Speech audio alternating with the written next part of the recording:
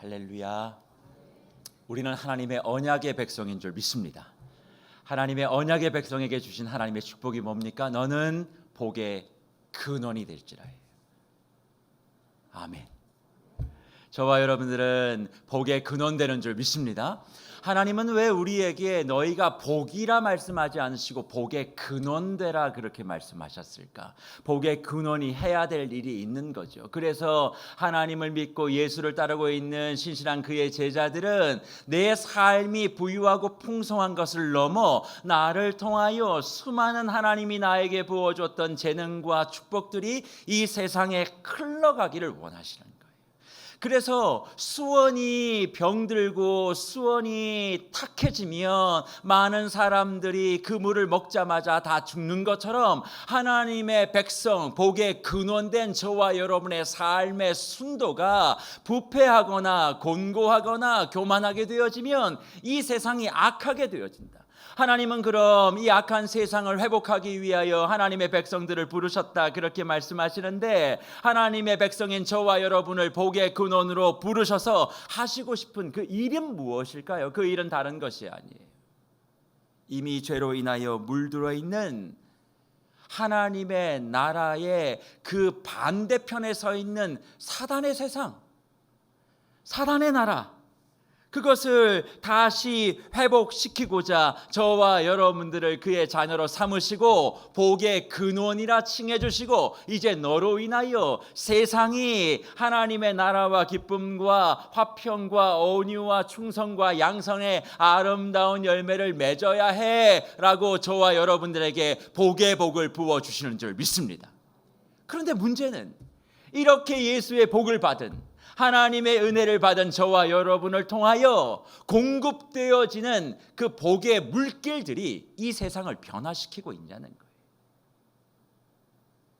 내가 예수를 믿어 구원받아 천국 가는 거 말고 예수 그리스도를 믿음으로 말미암아 복의 근원, 은혜의 수원으로서 저와 여러분들을 부르셨고, 그 물의 수원이 세상을 향하여 물길을 내보낼 때 그 물을 먹고 마시는 이 세상이 참된 평안과 기쁨을 맛보고 있느냐? 어떠세요? 가장 가까이 있는 복의 근원된 여러분을 통하여 여러분의 자녀들이 참된 은혜와 평안과 기쁨의 그 생명수를 먹고 있습니까? 예수를 믿지 아니하는 내 남편이 예수를 잘 믿는 나로 인하여 참된 세상의 그 의미를 깨닫고 주님 앞에 나와 함께 기뻐하며 하나님이 원하시는 삶을 살겠노라고 고백하는 일들이 일어나고 있습니까?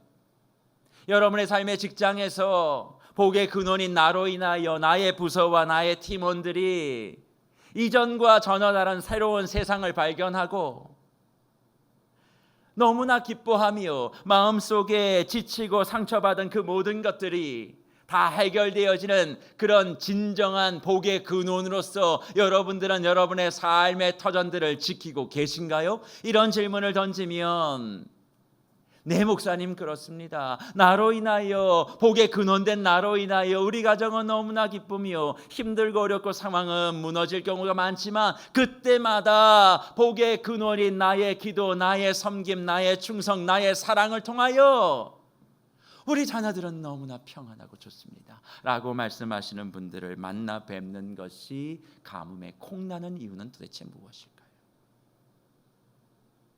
그러기에 주님은 저와 여러분들을 부르셔서 무언가를 하기를 원하셨는데 그게 잘 되지 않으시니까 선지자를 다시 세워 이 땅에 심판이 임할 것이다. 지난번 미가서 강해의 첫 번째 시간을 통해서도 이미 말씀드렸지만 이 세상의 심판은 하나님의 백성들의 부패와 곤고와 교만을 통해서 시작됨을 미가서의 말씀을 통해 우리는 살폈어요. 그리고 그 상황 가운데서 우리는 모레세 사람 미가로서 이번 한 주간 잘 살다가 다시 몸된 교회에 모여 예배하기로 약속했었는데, 지난 한 주간 그 모레세 사람 미가로서의 삶을 잘 살고 오셨습니다. 만약 여전히 나의 삶 가운데 그러한 모습들이 있지 못했습니다 고백하시는 분들이 혹시 계신다면 오늘 미가서 강의 두 번째 말씀을 가슴속에 새기시길 바랍니다. 왜냐하면 오늘 이 말씀은 여전히 복의 근원으로서의 부르심에 제대로 반응하지 못함으로 말미암아 하나님이 우리에게 허락하시고 명령하신 온 세상을 하나님의 나라로 만들지 못할 때 일어나는 일들을 구체적으로 설명하고 있기 때문에 그래요.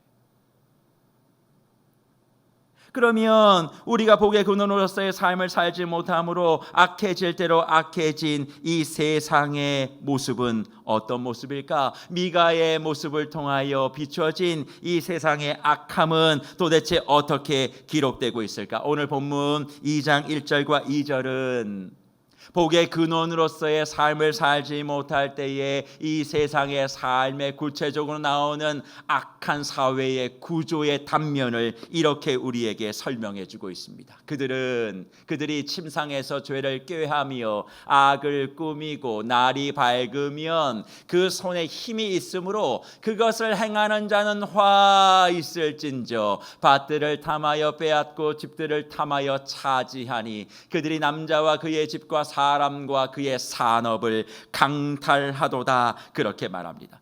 1절 말씀에서 우리가 주목해야 될 단어가 하나 있습니다. 선지서를 읽을 때마다 선지자를 통하여 우리에게 증거되어지는 말씀 화 있을진저입니다. 이것은 히브리 말로 호이라는 말이에요. 이 말은 하나님께서 원하시는 삶의 모습들이 이 세상 가운데 나타나지 않을 때 그 죄악과 범죄로 말미암아 하나님의 죄악과 심판이 임할 것이다 라고 할 때 항상 사용되어지는 말이 호의 곧 화 있을진저라고 하는 저 말입니다. 그런데 미가는 왜 하나님의 심판과 재앙이 우리에게 임할 수밖에 없는가라고 이야기하며 그 당시의 사회적인 악함을 구체적으로 이렇게 이야기합니다. 그들이 침상에서 뭐를 꾀해요? 죄를 꾀하며 뭘 꾸며요? 악을 꾸미고 날이 밝으면 그 손에 힘이 있으므로 그것을 행하기 때문에 하나님의 심판과 진노가 임하게 될 것이다 그렇게 말씀하고 있습니다. 그러면 미가의 눈에 비춰진 심판이 임할 수밖에 없는 그 죄와 악은 도대체 무엇일까요? 미가는 그 죄를 꾀마하며 라고 하는 그 죄라고 하는 단어를 아벤이라고 하는 단어를 사용해요. 그 아벤이라고 하는 단어는 구체적으로 이런 이야기입니다. 무언가를 파괴하다, 무언가를 무너뜨리다, 무언가를 멸망시키다 그런 뜻을 가지고 있는 거죠. 그러니 단순히 우리가 죄라고 얘기하며 무언가 범죄하고 하나님의 뜻에 어긋나는 그런 행위 자체로 받아들입니다만 미가의 눈에는 죄란 무엇인가? 하나님의 심판이 임하는 그 죄는 다른 것이 아니라 무언가를 파괴하는 거예요. 무언가를 무너뜨리는 거예요. 나의 어떤 행동과 나의 어떤 생각을 통하여 무언가가 멸망시켜지는 것, 그런 것들을 죄라고 이야기하는데 그 죄가 어디서 꾀지고 꾸며지느냐? 침상 위에서 꾸며진다라고 이야기합니다. 침상은 도대체 어떤 곳입니까? 하루의 수고를 쉬는 곳이에요. 나의 모든 삶의 피로를 회복하는 가장 안락한 장소, 그것이 침상인데 하나님의 심판이 임하는 그 죄와 악이 침상에서 꾸며진다 그렇게 이야기합니다. 쉽게 이야기하면 쉬어야 될 그 시간에도 악은, 죄는 끊임없이 무엇을 파괴할까? 무엇을 무너뜨릴까? 무엇을 뺏을까? 무엇을 멸망시킬까를 끊임없이 꾀하고 생각하고 계획한다는 겁니다. 그런데 그런 삶을 살아가는 사람을 성경은 악인이라고 이야기하며 시편 36편 3절과 4절에 이렇게 그 악인을 이야기합니다. 그의 입에서 나오는 말은 죄악과 속임이라. 그는 지혜와 선행을 그쳤도다. 그는 그의 침상에서 뭘 꾀합니까? 죄악을 꾀하며 스스로 악한 길에 서고 그 다음이요 악을 거절하지도 않는데 악을 꾸미는 것뿐만 아니라 스스로 악을 선택하고 악을 거절하지도 않는다, 그렇게 이야기합니다. 그러니 이 말은 하나님을 알지 못하는 사람들에 대한 보편적인 용어로서의 악인이 아니라 하나님을 알고 있음에도 불구하고 여전히 복의 근원으로서 이 세상을 더욱더 부유하고 기쁘고 평안하게 만들어야 될 하나님의 백성들이 침상에서 무엇을 더 뺏어 볼까? 무엇을 더 무너뜨려 볼까? 무엇을 더 파괴해 볼까? 이것을 하나님과의 관계 속에서의 참된 평안이 아니라 침상 속에서 끊임없이 고민하고 생각하는 삶의 모습을 걸어가게 된다. 그런데 그런 모습이 하나님의 보시기에 심판받을 만하다, 그렇게 이야기합니다. 하지만 더 큰 문제가 하나 있어요. 이렇게 악을 꾸미고 죄를 꾀함에도 불구하고 그것을 실행할 힘이 그들에게 없어야 하는데, 미가의 눈에 비친 사람들, 하나님의 백성이라고 이야기하면서도 복의 근원으로서의 역할을 감당하지 못하는 그들에게 뭐가 있습니까? 그 죄악을, 그 악함을 행할 수 있는 힘이 있었다, 그렇게 이야기합니다. 그러니 다시 미가서 2장 1절을 보십시오. 그들이 침상에서 죄를 꾀하며 악을 꾸미고 날이 밝으면 그의 손에 뭐가 있어요? 힘이. 밤새 계획하고 무너뜨리고 파괴할 것, 어떻게 하면 내가 좀 더 뺏어서 내가 좀 더 잘 될 수 있을까를 그렇게 꾸미는데 아침에 해가 딱 뜨면 그거를 실행할 수 있는 힘이 있는 거예요. 그런데 미가는 저 힘을 엘이라고 하는 히브리 단어를 사용합니다. 우리 무별들 이 엘은 좀 아실 필요가 있어요. 엘은 하나님을 이야기하는 겁니다. 그러니까 날이 밝으면 자신의 악함을 실행할 수 있는 자기들이 믿는 하나님과 같은 힘이 있다는 거예요. 그러니까 그것을 행하는 자에게 뭐가 있답니까? 화가 임할 것이라고 말하는 것이죠. 그러면 도대체 미가의 시대에 하나님을 고백하는 사람들임에도 불구하고 여전히 침상 위에서 악을 꾀하고 죄를 꾸미며 그것을 감당할 만한 힘을 가지고 실행하는 사람들의 구체적인 모습은 도대체 무엇일까? 2절에 이야기합니다. 밭들을 탐하여 뺏고 집들을 탐하여 차지하니 그들이 남자와 그의 집과 사람과 그의 산업을 강탈하도다, 그렇게 이야기를 하고 있다는 거예요. 주목해야 될 것은 두 가지입니다.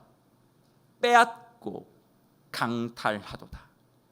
결국 침상에서 죄와 악을 꾸미고 하나님의 나라와 상관없는 사단의 나라의 힘을 가지고 그 나라를 구축하는 사람들에게 나타나는 심판의 두 가지의 원인은 빼앗음과 강탈이라는 거예요. 그러면 도대체 그 빼앗다라고 하는 말은 도대체 무엇일까요? 미가는 그 빼앗다라고 하는 단어를 가잘이라고 하는 단어를 사용합니다. 그런데 그 가잘이라고 하는 단어가 어디에 연결이 되냐면 십계명과 연결이 되어 있어요.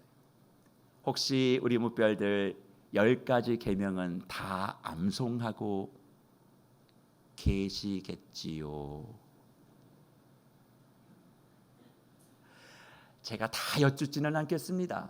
혹시 10번째 계명을 기억하시겠습니까? 모르실 줄 알고 자막을 준비했습니다. 신명기 5장 21절 말씀인데 같이 한번 읽어볼까요? 내 이웃의 아내를 탐내지 말지니라. 내 이웃의 집이나 그의 밭이나 그의 남종이나 그의 여종이나 그의 소나 그의 낙이나 내 이웃의 모든 소유를 탐내지 말지니라. 저 탐내지 말지니라가 가잘이에요. 그러면 우리는 한번 고민해 봐야만 합니다. 잘 기억은 못하고 암송은 못한다 할지라도 십계명이 대충 뭐가 있는지는 알고는 계실 거예요. 특별히 5계명 이하의 내용들에 대해서는 대부분 다 안다라고 하는 확신을 가져야 제가 마음이 편해지기 때문에, 그 편함을 가지고 설명한다면 우리는 저 탐내지 말라라고 하는 그 단어를 생각할 때 저거 십계명 중에 도적질하지 말라는 말이 있는데 왜 주님께서는 그 비슷한 말씀을 한 번 더 하는 거지? 아, 도적질하는 게 나쁘기 때문에 반복하는 것이야 라고 생각하시는 분들 계실 수 있고, 또 내 이웃의 아내를 탐내지 말라라고 구체적으로 얘기하셨으니 저거는 10계명 가운데 간음하지 말라라는 얘기가 있는데 그것 그걸 다시 한번 반복하는 거 보니 결국 그것이 너무나 중요하다. 간음과 도적질, 그것이 지금 화 있을진저의 이유가 되는 것이다. 그렇게 생각하시는 분들이 계실 줄 압니다. 그러나 여러분의 의도와 생각은 주님의 생각과 좀 다릅니다. 10번째 계명에 나오고 있는 저 빼앗지 말라, 탐내지 말라, 그 말씀은 이런 의미가 있어요. 성경에서 이야기하는 10계명의 6과 7의 도적질과 간음은 몰래 하는 겁니다. 비밀스럽고 은밀스럽게. 하지만 오늘 10번째 계명에 나오고 있는 탐하지 말라, 내 이웃의 아내를 탐하지 말라, 내 이웃의 소유를 탐하지 말라라고 하는 것은 몰래 은밀히 하는 것이 아니라 합법적으로, 공개적으로 누군가의 것을 빼앗는 것에 대한 하나님의 금지의 명령이라는 거예요.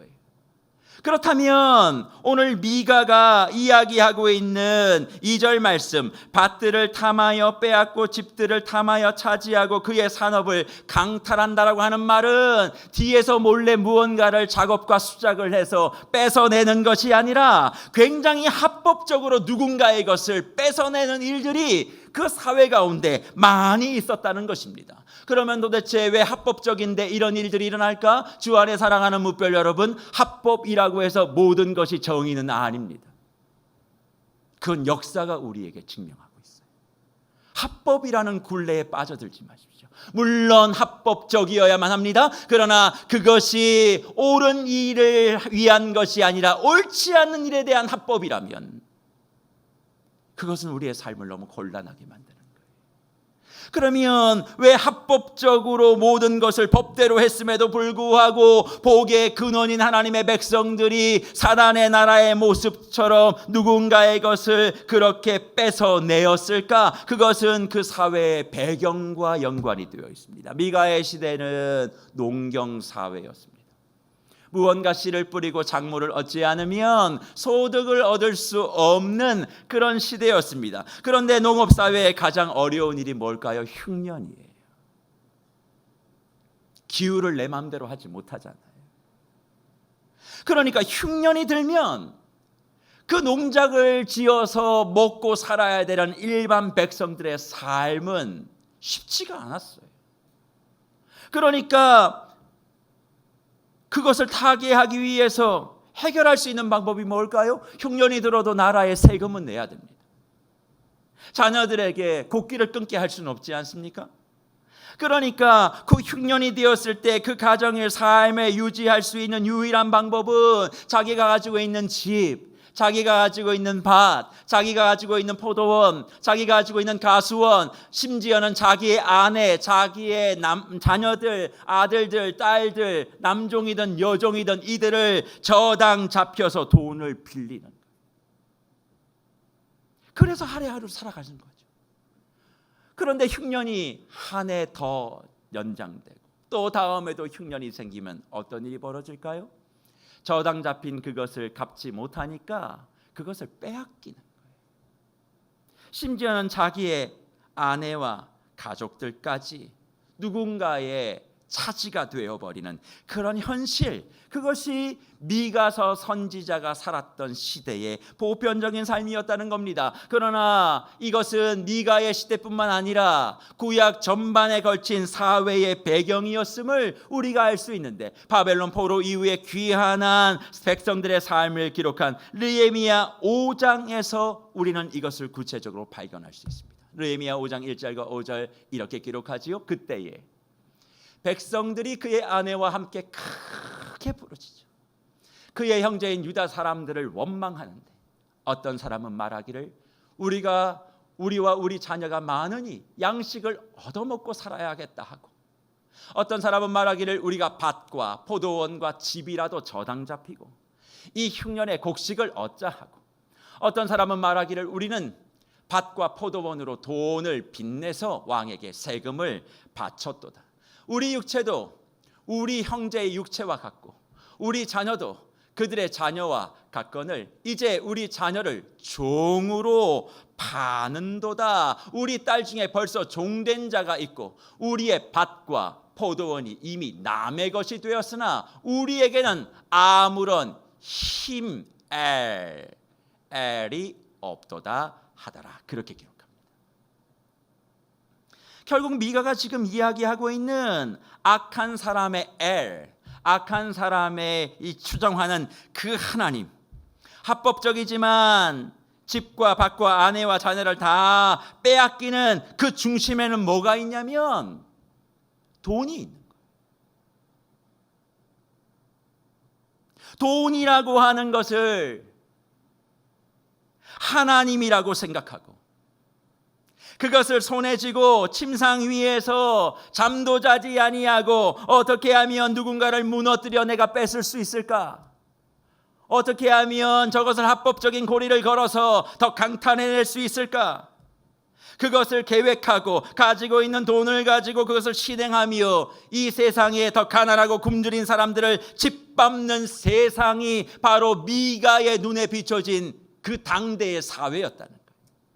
결국 그것을 미가를 통해 우리에게 말씀하시며 하나님의 나라의 백성이 복의 근원소의 삶을 살지 못할 때에 이 사회와 세상은 결국 그렇게 될 수밖에 없지 않느냐 우리에게 보여주시는 거예요. 예수를 믿는 저와 여러분들이 복의 근원으로서 각자의 상황과 여건 속에서 그 역할들을 감당하지 않을 때 이 세상은 사단의 나라의 모습이 될 것이고 사단의 나라의 구체적인 모습은 돈을 신으로 믿고 그 돈으로 말미암아 가난한 사람들의 것을 더 합법적으로 뺏는 일들이 자행되어질 것이다. 그렇게 말씀합니다. 그러면서 동시에 또 하나의 악행이 있었죠. 그것이 뭡니까? 산업을 강탈하는. 그러면 그 강탈이라고 하는 말은 어떻게 우리가 이해해야 됩니까? 그 강탈이라고 하는 것은 무언가 강제로 뺏는 것으로 우리는 이해합니다만 사실 이 강탈이라고 하는 말로 번역되는 단어는 아샤크라는 단어예요. 근데 이 아샤크라는 말은 그 뜻이 뭐가 있냐면 억압하다, 억제하다, 억눌리다 이런 뜻을 가지고 있습니다. 그러면 도대체 그 산업을 억압한다라고 하는 말은 도대체 무엇일까? 이 말의 의미를 알기 위해서는 레위기 19장 13절 14절의 말씀을 통해서만 제대로 해석할 수 있죠. 레위기의 말씀 이렇습니다. 너는 내 이웃을 억압하지 말며 착취하지 말며 품꾼의 삭슬 아침까지 밤새도록 내게 두지 말며 너는 귀먹은 자를 저주하지 말며 맹인 앞에 장애물을 놓지 말고 내 하나님을 경외하라. 나는 여호와니라. 그렇게 말씀하고 있습니다. 내 하나님을 경외하라. 나는 여호와다. 나를 경외하고 나를 예배하는 너희가 하지 말아야 될 내용들을 기록하시며 레위기 19장 13절에 주님은 이것을 말씀하십니다. 내 이웃을 억압하지 말며 착취하지 말라. 여기서 말하는 억압과 착취가 미가서에서 얘기하고 있는 강탈의 의미 아삭 동일한 단어를 사용하고 있습니다. 그렇다면 도대체 미가의 눈에 보여진 산업의 강탈, 억압과 착취는 무엇일까요? 노력한 것만큼 대가를 받지 못하는 거예요. 더 쉽게 설명하면 열심히 일을 했음에도 불구하고 임금을 받지 못했던 그런 행위가 횡행했다라는 거예요. 그러니까 결국은 미가는 이렇게 이야기합니다. 합법적으로 저당을 잡혀 모든 것을 뺏기를 계획하고 그것을 실행하고 있는 그 시대, 열심히 노력하고 땀을 흘렸음에도 불구하고 그것에 대한 대가를 받지 못하는 그런 억압과 착취, 그로 말미암아 가난한 사람들은 더 가난하게 되어지는 그런 상황들, 이 모든 것들을 교묘하게 이용해서 자신의 이익을 극대화하고 있는 그 시대의 사람들은 내 이웃을 내 몸과 같이 사랑하라고 하는 말씀에 위반된 것이니 결국 너희에게는 호의 화 있을진저 하나님의 심판이 임할 것이다. 그렇게 선언하고 있는 것이죠. 그렇다면 주 안에 사랑하는 무별 여러분, 이런 시대적 상황 속에 미가를 통하여 우리에게 주어진 그 심판의 경고는 과연 미가의 시대에만 해당되는 것일까요? 하나님의 사람으로서 복의 근원으로서 우리의 삶의 자리를 순수하게 지키지 못할 때 이 사회의 구조는 그 시대나 지금이나 별반 차이 없이 여전히 합법적으로 빼앗기고 그리고 강탈당하는 일들이 너무 많다라는 거예요.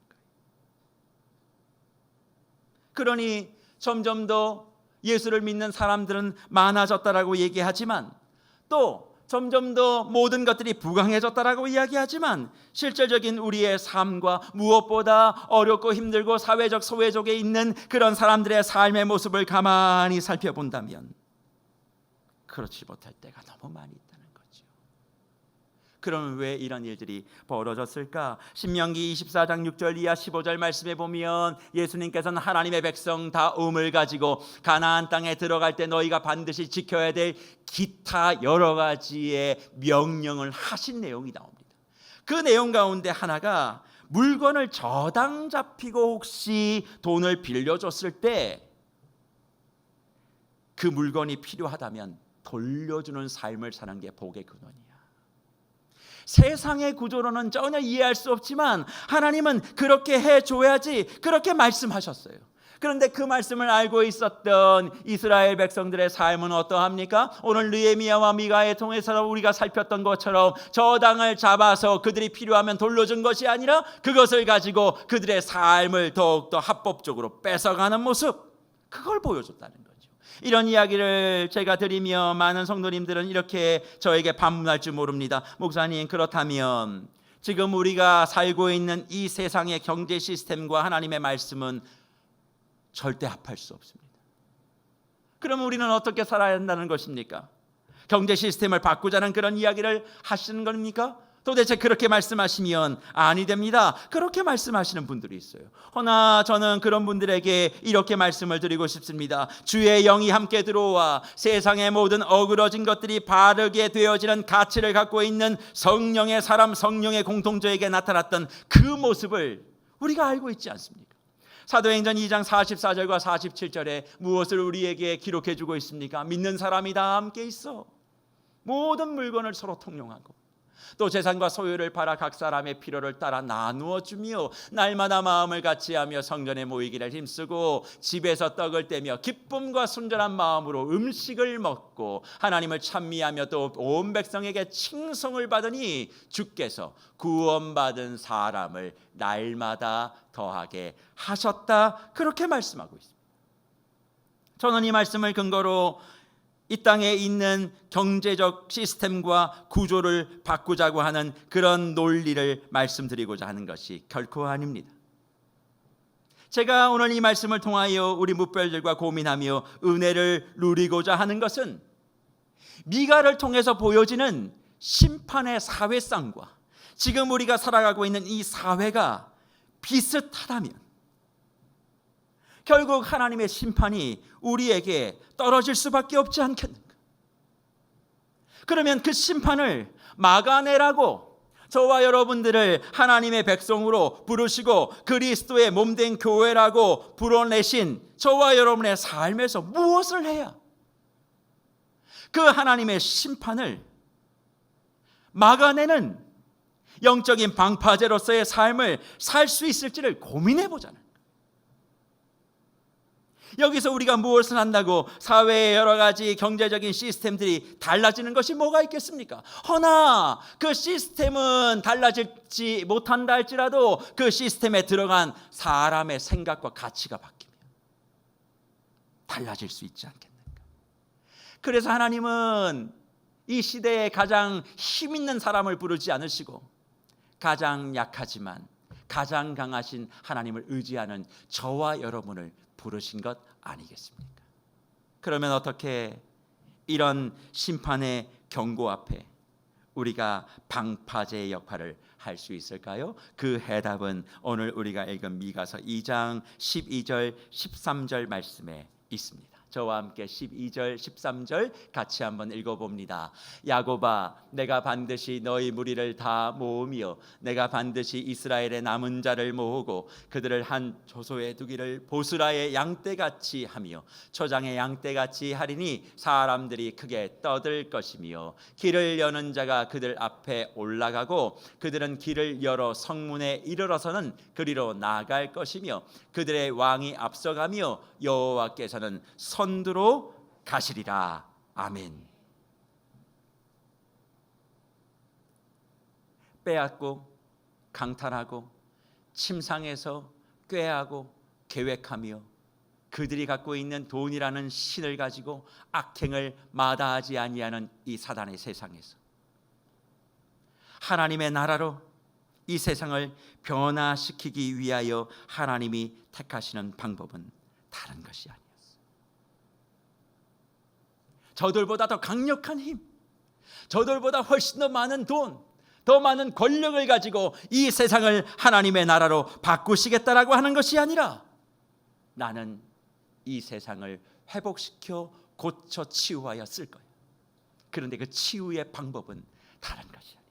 저들은 돈을 엘이라고 부르며 날아갈지 모르지만 나는 전능하신 하나님만이 나의 삶의 주인이자 나의 삶의 모든 것이라고 고백하는 그 남은 사람들, 그 남은 자 성도를 통하여 이 땅을 회복시키시고 이 땅을 새롭게 하시겠다 약속하고 계시는 겁니다.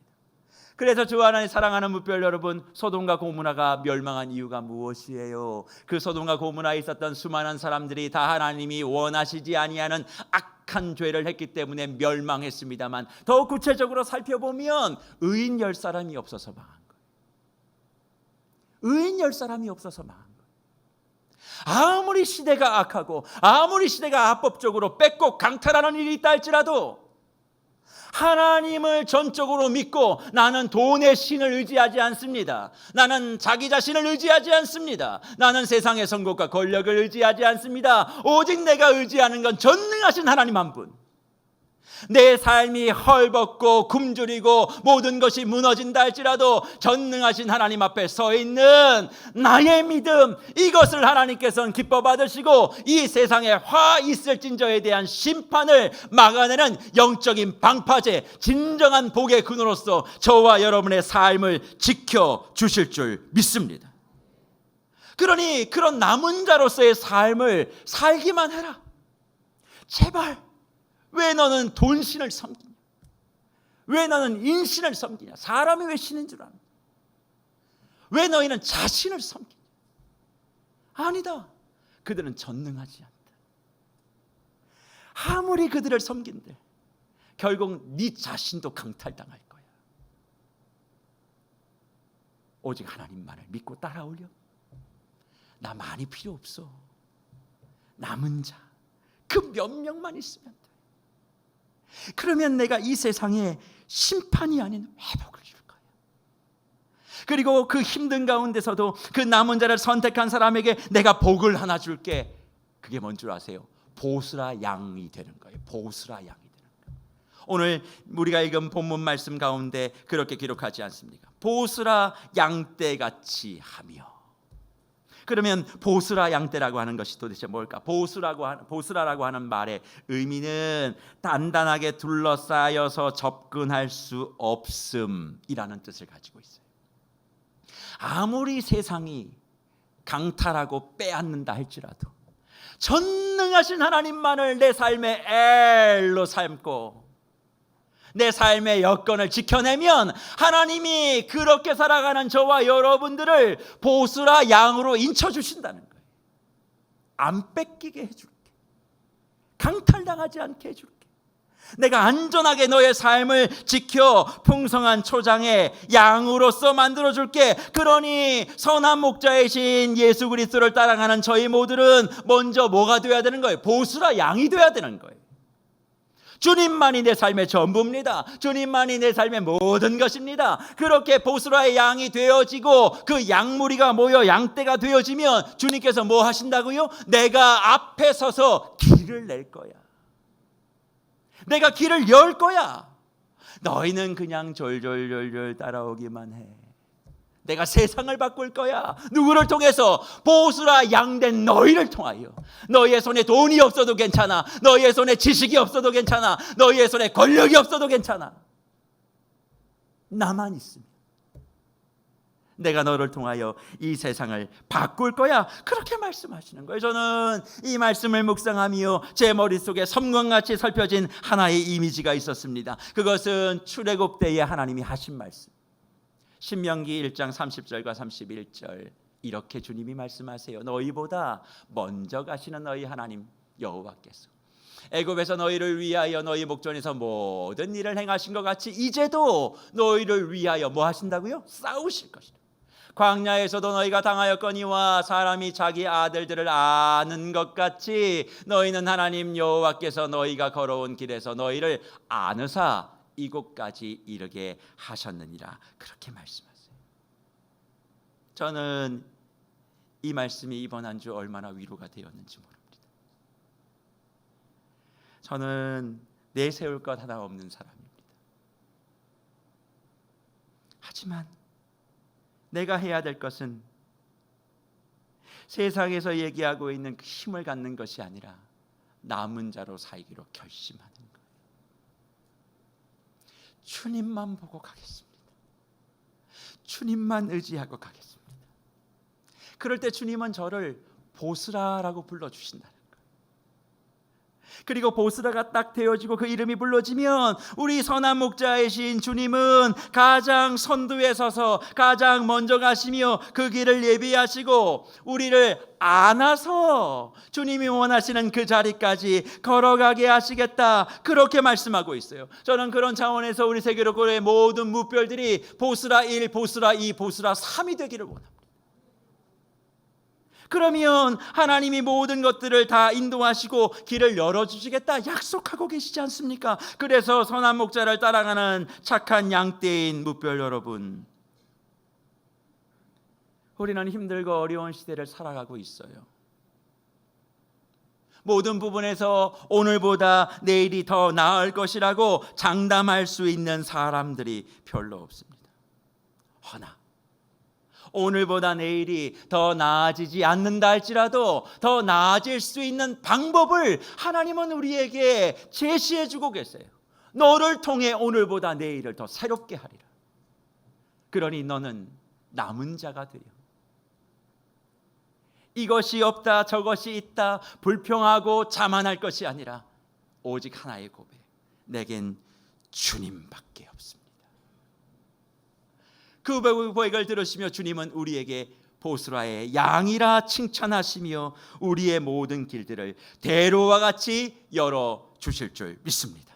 그런 차원에서 저는 이 교회를 바라보며 날마다 기도하는 한 가지가 있습니다.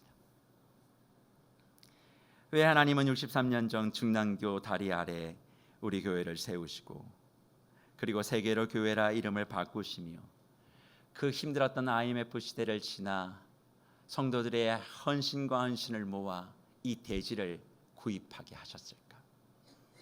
왜 하나님은 그리고 수년이 지난 시간 동안 이 공간을 그냥 내버려두고 기도가 쌓게 하셨을까? 여러 가지 많은 이유를 제가 다 알 수는 없지만 제 마음의 기도 중에 드는 생각 하나는 침상 위에 죄를 꾀하고 악을 꾸미는 사람들에 의하여 상처받고 무너져 있는 사람들이 우리 세계로 교회를 통하여 이 지역에 있는 이들이 농락당하며 아파하며 울고 있는 그들이 상처를 싸매고 회복되는 공간으로 하나님께서 우리를 사용하시려고 그런 은혜를 주신 것은 아닐까, 그런 생각을 해보게 됩니다.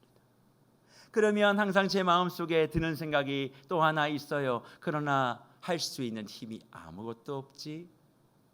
내가 뭘 할 수 있겠어? 그럴 때 주님은 이 말씀을 주시며 제게 도전하셨어요. 무엇을 할 수 있다, 할 수 없다 말하지 말고 오직 전능하신 하나님만이 이 모든 것을 할 수 있으니 주여 이 시대 가운데, 이 사회 가운데, 이 지역 가운데 세계로 교회를 섬기는 목회자가, 세계로 교회를 섬기는 우리 무별들과 샛별들이 남은 자 되겠습니다. 나의 삶은 오직 하나님의 손에 달려 있으니 주여 은혜를 베풀어 주시옵소서. 그런 마음을 가지고 한 생각 한 뜻으로 기도의 탑을 쌓아 올리며 주님께서는 그 기도를 보스라의 기도로 들으시고 우리의 삶을 앞서 행하시게 해 주실 줄 믿습니다. 어떤 의미에선 이미 하나님은 선두에 가 계시는 건 아닐까요? 우리가 따라가지 않기에 그가 앞서 가시는 것을 못 보고 있는지도 모릅니다. 보스라의 양이 되기보단 세상의 구조에 장단 맞추며 하나님 앞에 믿음을 이야기하기보단 세상의 악함의 사례들을 서로 나누고 있기 때문에 어쩌면 앞서가신 선한 목자의 그 모습이 내 눈에 들어오지 못해 주님이 나와 함께하고 있지 않는다라고 이야기하고 있는지도 모르겠어요. 그러나 아닙니다. 우리 주님은 영원 무궁토록 남은 자 되겠다라고 결심하는 저와 여러분의 삶을 지키시고 그 길을 앞서 행하시며 미리 인도해 주실 줄 믿습니다. 그래서 말씀을 마무리하며 저는 우리 귀한 묵별들에게 도전하고 싶은 것 한 가지 있습니다. 어제 토요 새벽 예배 때도 이미 제가 말씀을 드렸지만 정부의 방역 방침에 따라서 몸된 교회는 오늘 이 예배를 마지막으로 7월에 대면 예배는 진행되지 못합니다. 온라인으로는 예배가 드려지지만 이렇게 예배당에 나와 함께 얼굴을 맞대고 기도하는 것은 오늘이 7월의 마지막이에요. 여러 가지 많은 생각들이 담임 목사인 제게 있음을 솔직히 고백합니다. 그런데 7월의 마지막 대면 예배의 시간에 주님께서는 이 말씀을 주시며 우리에게 적용할 한 가지를 선물로 주셨습니다. 보스라 양떼로 살아가는 적용. 무언 줄 아십니까? 내일부터 몸된 교회는 2주간 금식 기도를 진행하려고 합니다. 그런데 모여서 우리가 금식 기도할 수 없기 때문에 내일부터 온라인 기도실이 오픈되어집니다. 교회 유튜브와 홈페이지를 들어가시면 매 자정마다 온라인 기도실이 오픈되어질 것입니다. 그 기도에 동참하시면 됩니다. 금식하시며 또 여러 가지 상황에 따라서 시간이 될 때마다 여러 가지 바쁘고 힘든 일이 많이 있지만 세계로 교회에서 제공하는 그 온라인 기도실에 클릭하시고 접근하셔서 거기서 매일매일 달라지는 기도의 제목들을 붙들고 함께 기도하시면 되겠습니다.